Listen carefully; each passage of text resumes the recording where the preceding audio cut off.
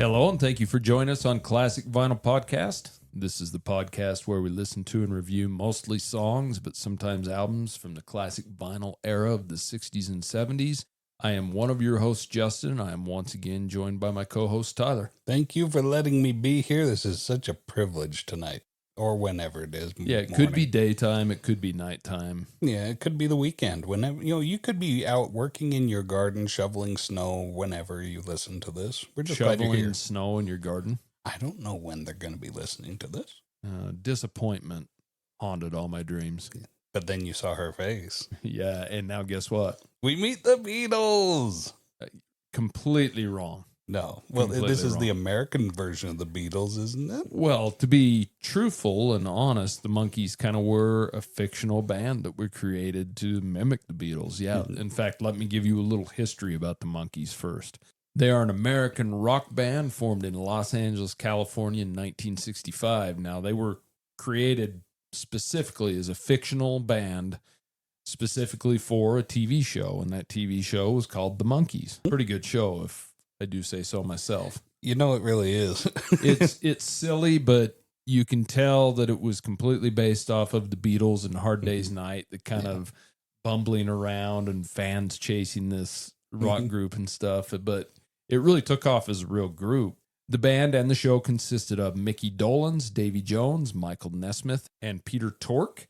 All band members were musicians, but funny enough, Mickey Dolenz ended up playing drums in the TV show. So if you've seen just the TV show, Mickey plays drums, even though in real life he's a guitarist. And Davy Jones was actually the best on drums, but they didn't want him because he was short. Yeah. And he looked funny sitting behind those drums. So the sitcom The Monkees lasted for 2 seasons, 1966 to 1968. And where they were originally a fictional band, their early recording contributions were really limited to vocals and backing vocals. That's kind of what they wanted from them.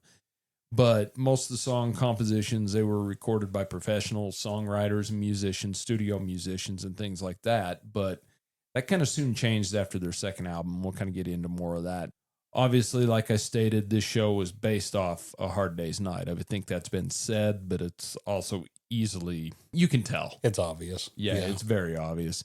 You got a bunch of guys, they're being chased around by fans, they're going crazy, and they're running up and down the streets. Hey, we're the Monkees. Yeah, hey, we're the Monkees. But with the popularity of the show, the Monkees themselves, the actual band, they soon revolted and gained full control over their recording process in 1967.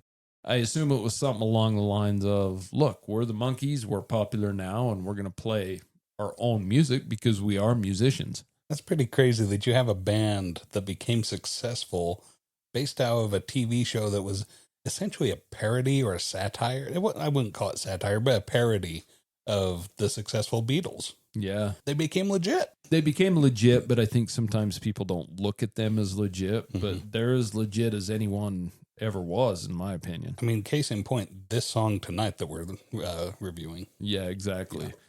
But also because of the success of the show, the band went on to tour starting in December of 1966. Also, when they started touring, they gave the Jimi Hendrix Experience their first U.S. concert tour exposure. So even though Jimmy was from here, it was kind of a British band. But so new interest in the band and the show in 1986 for the 20th anniversary. That's kind of when I caught on to it when I was a young kid. So the band actually reunited at that time for an anniversary reunion tour. Several reunions from the band in the 90s and 2000s. Of course, Davy Jones died of a heart attack in 2012. Peter Tork died of cancer in 2019. Michael Nesmith died of heart failure in 2021. That leaves Mickey Dolenz as the sole remaining Monkee to this day.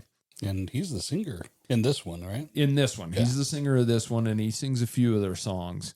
But you get a lot of Davy Jones as well. Yeah. So one thing about this fictional band, as we call it, they've sold almost 85 million albums worldwide. Not bad for a fake band. No, not bad at all. Not bad at all. They've released a total of 14 studio albums, 11 live albums, and 39 compilation albums. Their first 4 studio albums all hit number 1 in the U.S. The first 3 all hit number 1 in Canada, with the 4th hitting number 2. The first 2 albums in the UK hit number 1, with their third album hitting number 2 and their fourth album hitting number 5. All in all, 6 albums in the top 20 in the US and 8 in the top 50, which is pretty damn good. This success is phenomenal. And I mean, this is kind of the sort of success or phenomenon that you see a couple of times through history, like the movie This Is Spinal Tap. People really get into the band Spinal Tap. Well, it's not a real band. It's just from the movie. Yeah, exactly. But they love the music. Speaking of that, they're coming out with Spinal Tap 2. Are they? And I love the name of it. Spinal Tap 2, The End Continues. I love it. As far as the Monkees are concerned, they released a total of 26 singles as well. 3 hit number 1 in the U.S. That was Last Train to Clarksville, a song we've done on here before. Yes, we have. I'm a Believer, which we're doing today. Daydream Believer as well. 6 number 1 hits in Canada. And just number 1 hit in the UK, which is the song we're doing today, I'm a Believer. With their singles, they did have 8 of those singles in the top 20 in the US, with 11 in the top 50, 13 in the top 50 in Canada, and 10 of those in the top 50 in the UK. When we talk about the Rock and Roll Hall of Fame, there's a lot of groups that have sold just a portion of the albums this group has that have made it, and the Monkees haven't, all because they haven't written their own music. And all I've got to say is, where does that put you in country music and genres like that don't write any of their own music? Fair point. I mean, Rock and Roll Hall of Fame, what is your standard? I don't think they really have a standard. I think it's a popularity It's contest. real subjective. It really is, and it's a really shitty thing. It really. is. It really is. It really is based on nothing. Yeah. So, do you want to get to song review? Let's do it. And now it's time for the song review. So, of course, today we're doing the Monkees-I'm a Believer. I know the answer to this, Tyler, but what is your history with this song? This might be the first love song that I felt the stirrings of like puppy love to. Really? Yeah. This song takes me back to Kevin Arnold and Winnie. Yeah. What was it? Winnie Cooper? Winnie Cooper, The Wonder Years. That's right. One of my favorite shows. Mm-hmm. He got the oogly booglies when he saw her face. He did. As did a lot of young boys. So you're very familiar with the song now. Yeah. I mean, this song's got tons of radio play. I was around for the revival back in the 80s when they had the reunion, and they started playing the reruns, and it was so much fun. And I mean, my whole family was into it. And that's something as goofy as they are, because the Monkees sitcom is goofy, which is what it's meant to be. Yeah. But even 20 years later, it was kind of special to me when I was a young kid. And I watched a couple of them not too long ago, and they're dumb. Yeah. But they're good. Well, you got to have like your expectations managed when watching it. Yeah, and it's got good music in it too. It really does. And that's what took off. Yeah, it is. So let me give you a little history on the song I'm a Believer. So the single was released on November 15th of 1966. The B-side was another popular song, which is a song I really like from the Monkees, I'm Not Your Stepping Stone. Recorded at RCA Victor Studios in Hollywood, California, and produced by Jeff Barry. Now, Jeff Barry, he's a pretty popular American singer-songwriter and producer. He's co-written many popular songs, especially from like the early 60s and stuff that you probably know. The Do-Wah-Diddy, the Do-Ron-Ron, Then He Kissed Me, Be My Baby, Chapel of Love, River Deep, Mountain Wide. He's co-written a lot of songs that are very popular. Mm-hmm. So this is the second single released by the band after Last Train to Clarksville. And of course, both singles hit number 1. So it released on the band's second studio album called More of the Monkees, which reached number 1 in the US, number 1 in Canada, and number 1 in the UK. So it was a pretty popular, sophomore album. Yeah, that's kind of rare. We've seen a lot of songs and bands that have done well in one part of the world or another, but to have one that's universal like that, that's pretty special. Yeah, it is, because it seems like they'll hit in the States or hit in UK especially, and sometimes they do okay both places, but it's pretty special when someone goes number 1 with an album and a song worldwide, basically. Everywhere, yeah. Yeah. So the album itself that this song's off of, it's certified 5 times platinum by the RIAA here in the US with over 5 million in sales. Now, funny thing about this song, is it is actually written by Neil Diamond. I never would have guessed. I mean, he started out as a songwriter, and that's kind of what he meant to do. And we did listen to the Monkees version twice, and we did listen to Neil Diamond's version once as well, which it is kind of what you think it would be. It's it's the Neil Monkees Diamond. with Neil Diamond singing. Yeah. A Monkey song that's actually his, but that's all convoluted. But And it's his instruments too. I think they replace an actual piano for the keyboard. they do. In fact, that's something I had written down about it. It's got a Mm-hmm. piano solo in the middle of it that's a little bit different, but Mm-hmm. it's an interesting take. But he recorded his version of it in 1967 for his album Just For You.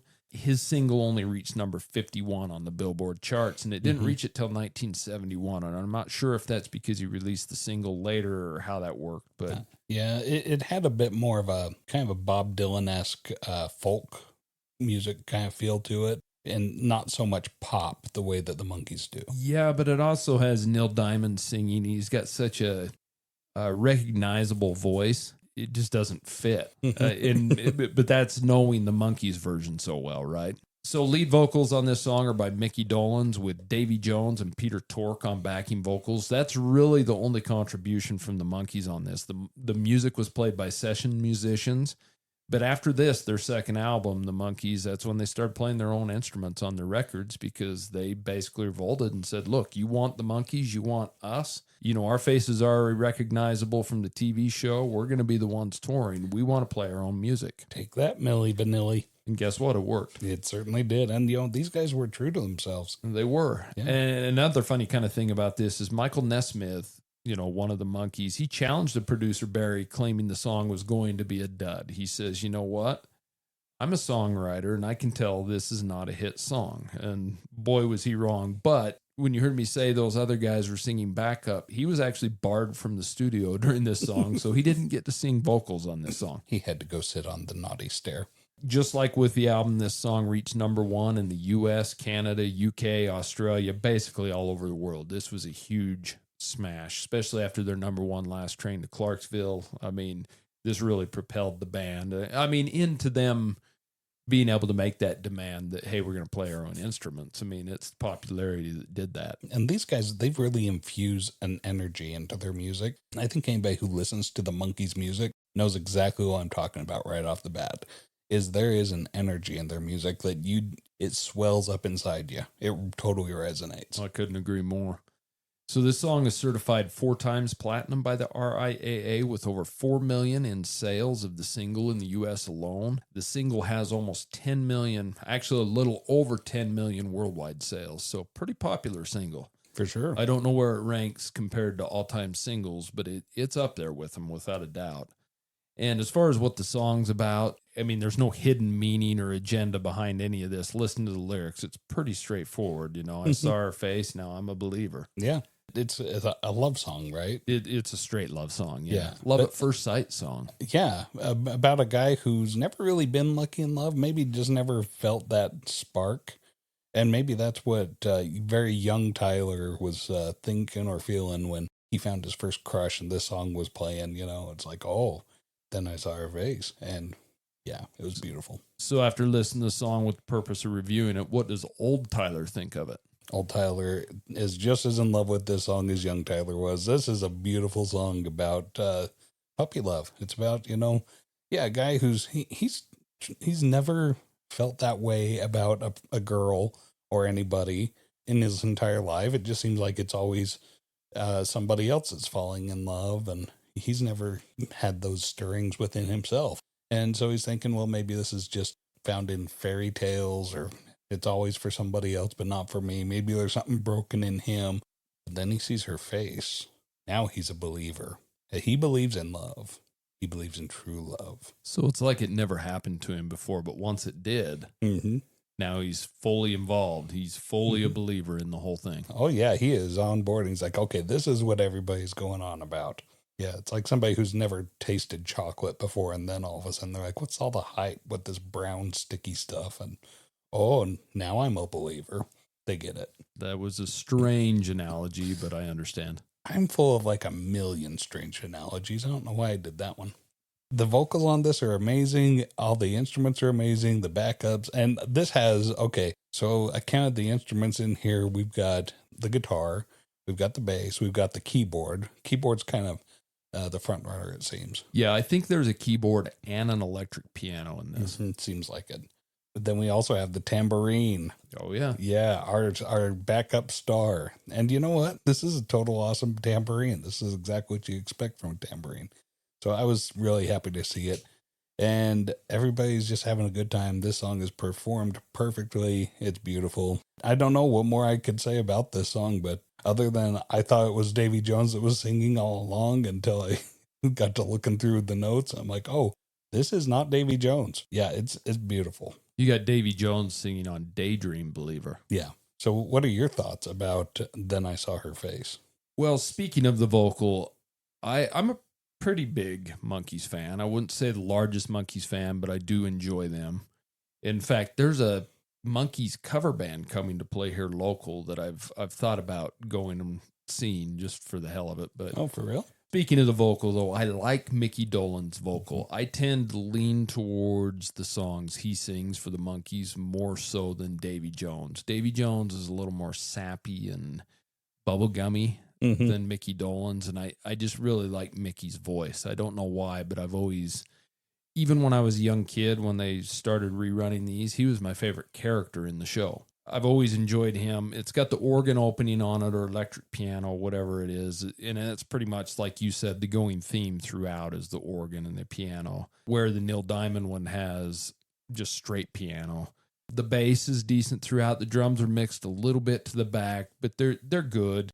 I like the little guitar lick that comes after every chorus. It's that little recognizable lick. Yeah, it's all through it. Yeah. And so it's a good song. It's a poppy song. It's probably the only thing I really suffer with this song is out of any Monkees song, this is the one you hear more than probably this one or Daydream Believer. And I'm not a big fan of Daydream Believer. It's just a little too poppy for me. Yeah. But Monkees are a good band. I think they did a good job taking things over. And even if you get outside their hits that people know, you know, you've got Last Train to Clarksville, Daydream Believer, I'm a Believer, of course, I'm Not Your Stepping Stone. There's quite a few other ones. Listen to the band. But if you get outside of those, they made some pretty decent albums and they're a pretty good listen. And it's just a shame they're kind of looked down on a little bit because they didn't write a lot of their own music. And obviously the first couple albums, they didn't play their instruments, but they're an amazing band and they did really well with what they did. Yeah. They got over it. Yeah. Yeah. They got over it and they've sold a lot more records than a lot of other people as well. So Sure have. yeah, decent band. Do you want to rate the song? Yeah, let's rate it. Song rating. Okay, listener, if this is your first episode, I'll briefly explain our rating scale. It's a 0 to 10 scale, 10 being the best. And I've got a winner tonight, Justin. This one is a smack 10 for me. Way up there. I put this one as a 10. It's on my playlist. Wow. Where do you put it? Well, I'm Not that definitely high. I'm definitely not that high. We're off of each other quite a ways. I rate this one a 7. I think it's a very strong song. It's not my favorite Monkees song. It's definitely not my least favorite Monkees song. I think the best thing about this song is the vocal, but it is pretty straightforward and poppy. I think it was a good way to introduce them and allow them to make more music that was a little deeper. But unfortunately, some of their deep music doesn't get played, right? No, it passed over. It does get passed over, but it's out there to listen to nowadays. So that's what's good. It's a good song. I like it. I'm probably a little tired of hearing it. Probably drags my rating down a little bit. And I know I said I try not to do that because it's not the song's fault that it's good and gets played all the time. But well, my bias has definitely affected mine too, Justin. And that this song, when it played, every time I hear this song, it just evokes those same emotions. no, and sometimes songs are like that. Yeah, and that in and of itself is what puts it at a 10 for me. Well, that's what music's about, right? Yeah. How it makes you feel. So it really doesn't matter past that. Yeah, repeatedly. It's all subjective. It's amazing. So that's the Monkees. I'm a Believer. And if you have any questions, comments, or concerns, send them to us at classicvinylpodcast@gmail.com. If you have any songs or albums you'd like us to rate, send them there as well.